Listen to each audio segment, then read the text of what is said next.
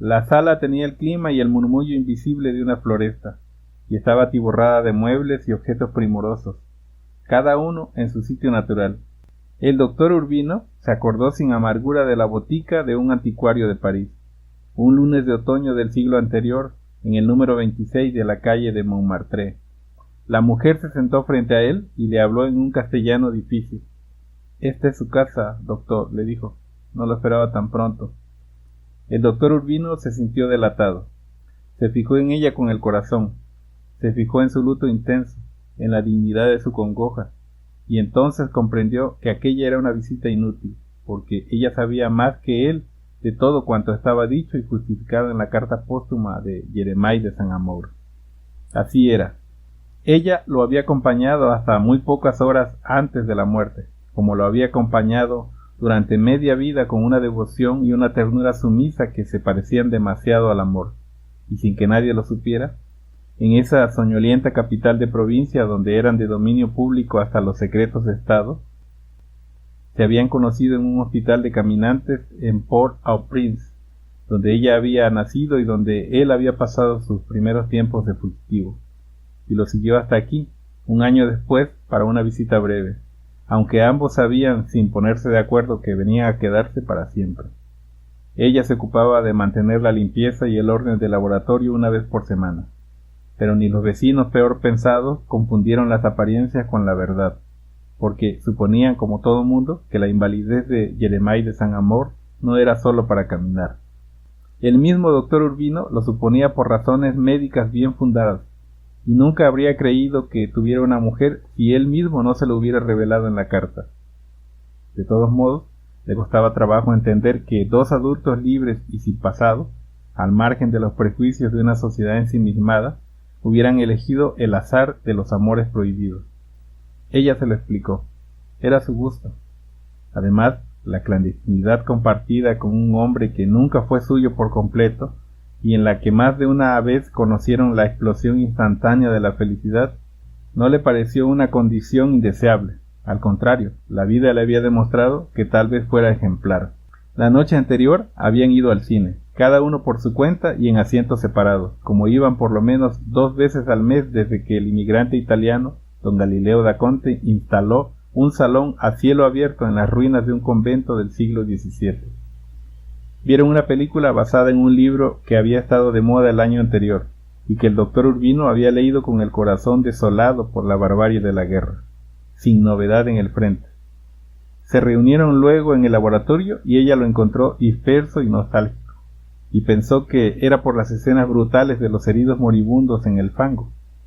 Tratando de distraerlo, lo invitó a jugar al ajedrez, y él había aceptado por complacerla, pero jugaba sin atención, con las piezas blancas, por supuesto, hasta que descubrió, antes que ella, que iba a ser derrotado en 4 jugadas más, y se rindió sin honor.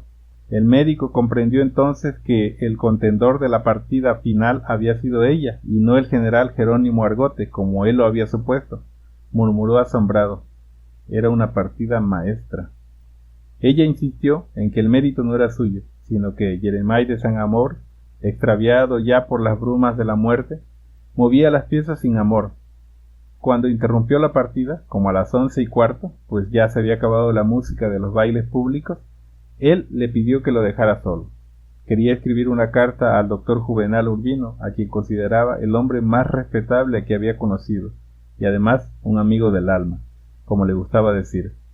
A pesar de que la única afinidad de ambos era el vicio del ajedrez entendido como un diálogo de la razón y no como una ciencia. Entonces ella supo que Jeremiah de Saint-Amour había llegado al término de la agonía y que no le quedaba más tiempo de vida que el necesario para escribir la carta. El médico no podía creerlo. «¿De modo que usted lo sabía?», exclamó. «No solo lo sabía», confirmó ella, «sino que lo había ayudado a sobrellevar la agonía con el mismo amor con que lo había ayudado a descubrir la dicha, porque eso habían sido sus últimos 11 meses, una cruel agonía».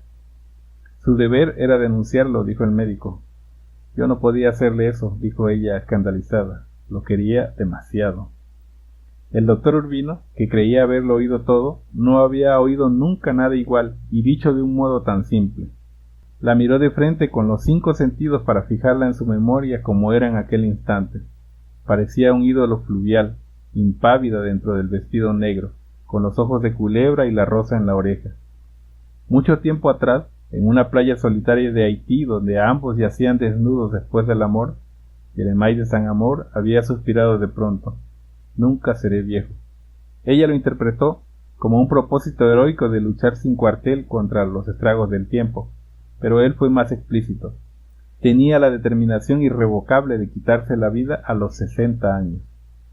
Los había cumplido en efecto el 23 de enero de ese año, y entonces había fijado como plazo último la víspera de Pentecostés, que era la fiesta mayor de la ciudad consagrada al culto del Espíritu Santo.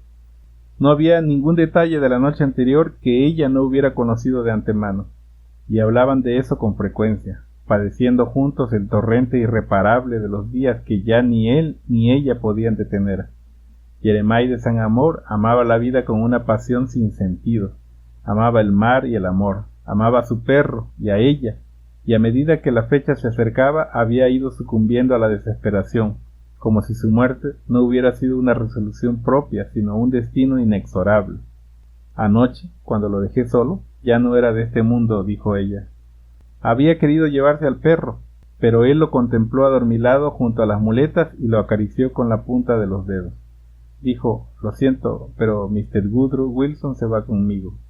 Le pidió a ella que lo amarrara en la pata del catre mientras él escribía, y ella lo hizo con un nudo falso para que pudiera soltarse. Aquel había sido su único acto de deslealtad, y estaba justificado por el deseo de seguir recordando al amo en los ojos invernales de su perro. Pero el doctor Urbino la interrumpió para contarle que el perro no se había soltado.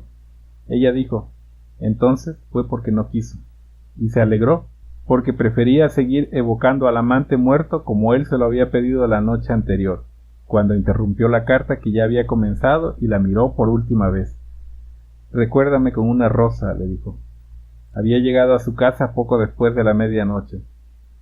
Se tendió a fumar en la cama, vestida, encendiendo un cigarrillo con la colilla del otro para dar tiempo a que él terminara la carta que ella sabía larga y difícil, y poco antes de las 3, cuando empezaron a aullar los perros, puso en el fogón el agua para el café. Se vistió de luto cerrado y cortó en el patio la primera rosa de la madrugada.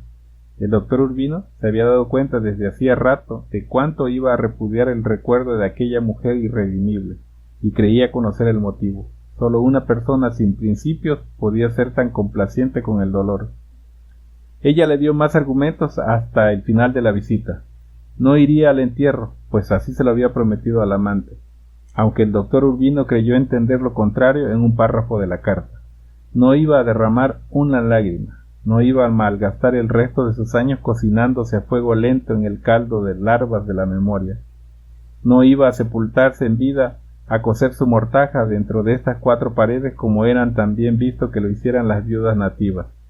Pensaba vender la casa de Jeremiah de San Amor, que desde ahora era suya con todo lo que tenía dentro, según estaba dispuesto en la carta, y seguiría viviendo como siempre, sin quejarse de nada, en este moridero de pobres, donde había sido feliz. Aquella frase persiguió al doctor Juvenal Urbino en el camino de regreso a su casa. Este moridero de pobres. No era una calificación gratuita, pues la ciudad, la suya, seguía siendo igual al margen del tiempo, la misma ciudad ardiente y árida de sus terrores nocturnos y los placeres solitarios de la pubertad, donde se oxidaban las flores y se corrompía la sal, y a la cual no le habían ocurrido nada en 4 siglos, salvo el envejecer despacio entre laureles marchitos y ciénegas podridas.